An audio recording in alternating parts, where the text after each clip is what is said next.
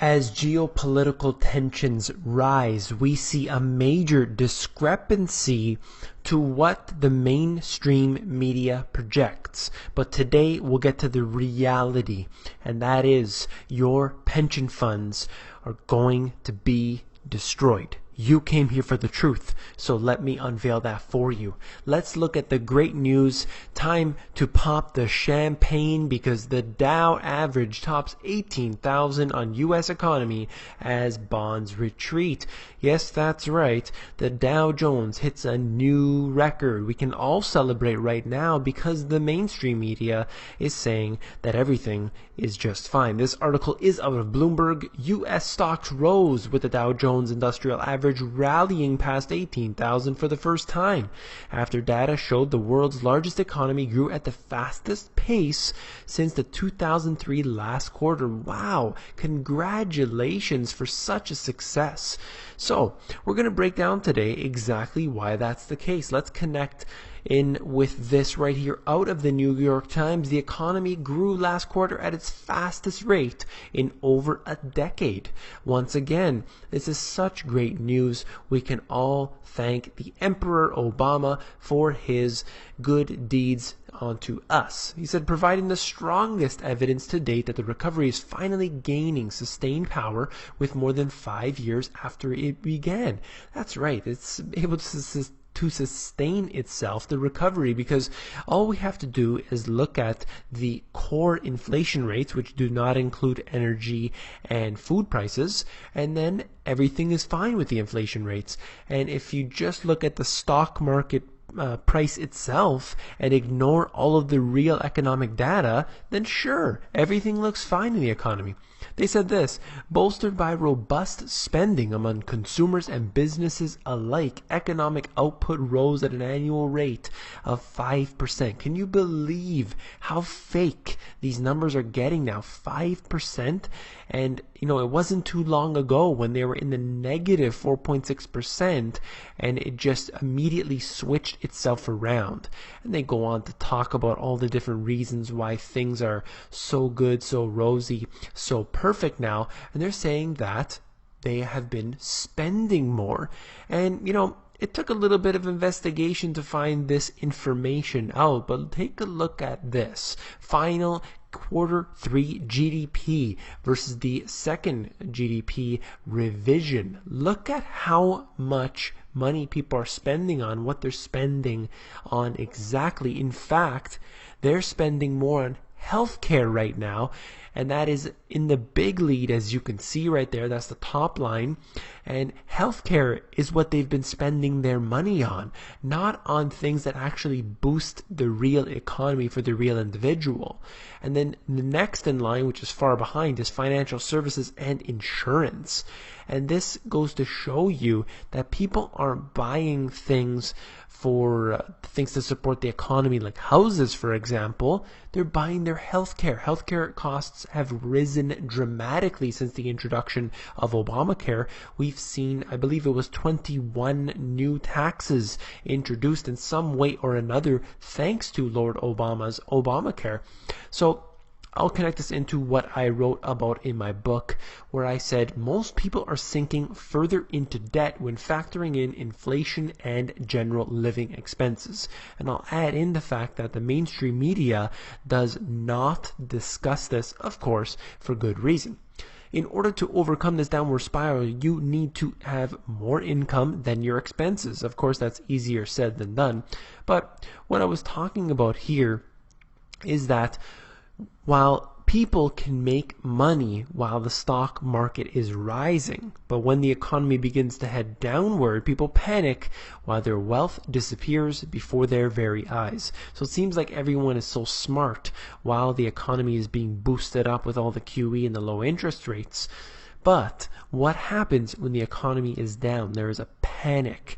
There are all kinds of laws that are put into place which are completely criminal. We saw what happened when they imposed TARP and how threatening that was to the congressmen and all of the chain events that occurred afterwards. Let's move on right here. Just wanted to show you this link in between crude oil and the S&P 500.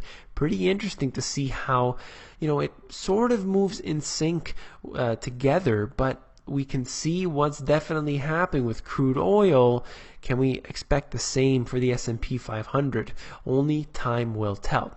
So we'll move on here to the Financial Times. I just wanted to mention just one thing from here. Takeover volumes move to the highest post-crisis level. Anything that we've seen before the crisis that is once again taking place is oftentimes worrisome because nothing has been fixed since that time. In fact, the laws have been repealed. Look at what they did with Dodd-Frank. The only semblance of basically some hindrance on these big banks, and they took it away. And that's just going to allow the crisis to multiply yet again, as if we didn't need another reason with everything that they're doing. Mergers and acquisition volumes rising 47% to $3.3 trillion globally. We are seeing the mergers and acquisitions taking place at a rate that is really historic at this point right here.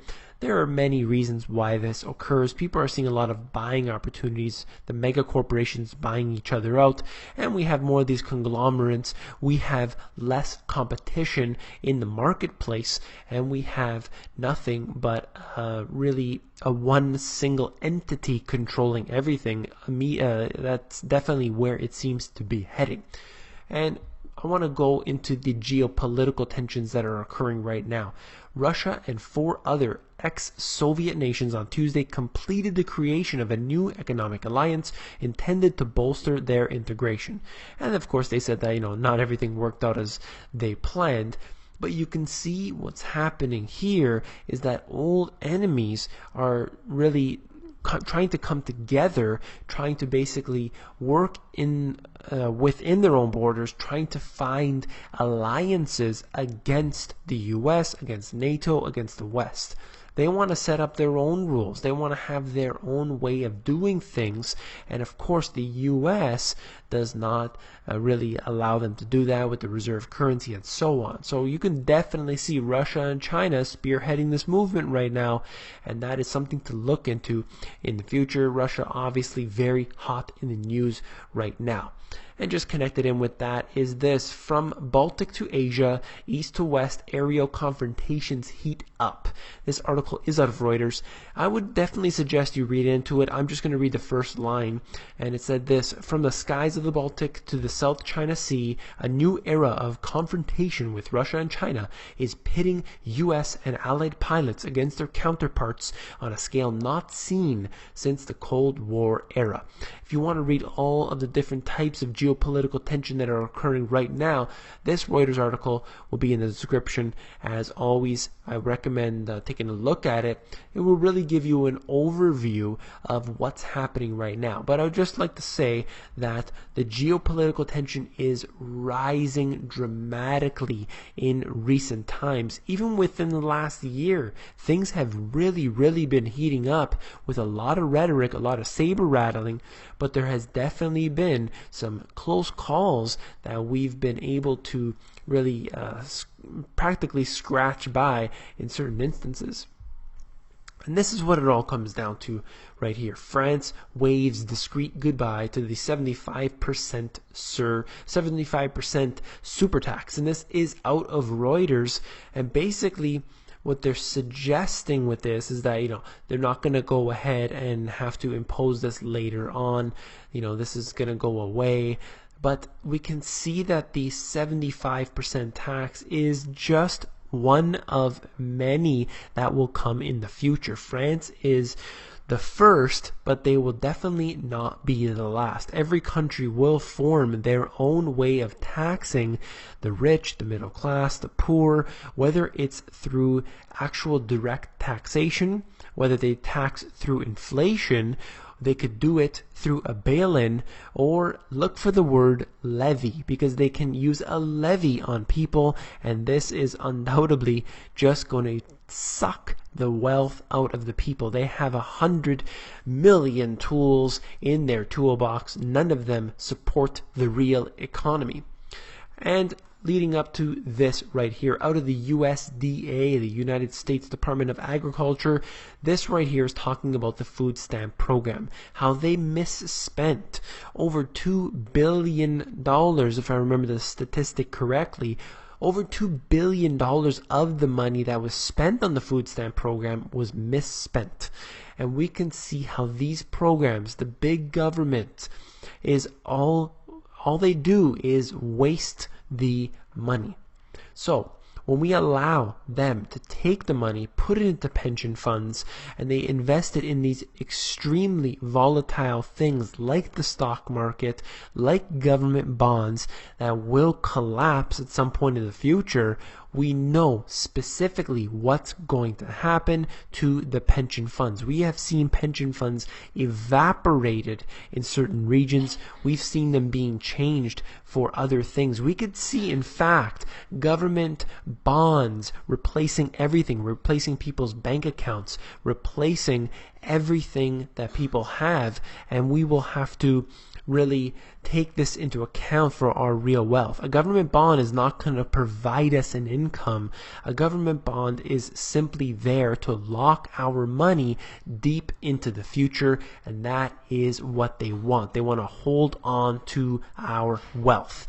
If you found this video informative, please give me a thumbs up, and don't forget to become an insider. The Insiders is where I give out all my best intel for free, and that is available at themoneygps.com. Scroll down to the bottom, fill in your email address, and you get occasional emails from me with good, short, concise info.